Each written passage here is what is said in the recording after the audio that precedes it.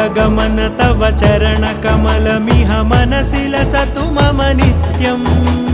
गरुडगमन तव चरणकमलमिह मनसि लसतु मम नित्यम् मनसि लसतु मम नित्यम् मम तापमपाकुरुदेव मम पापमपाकुरुदेव मम तापमपाकुरुदेव मम पापमपाकुरुदेव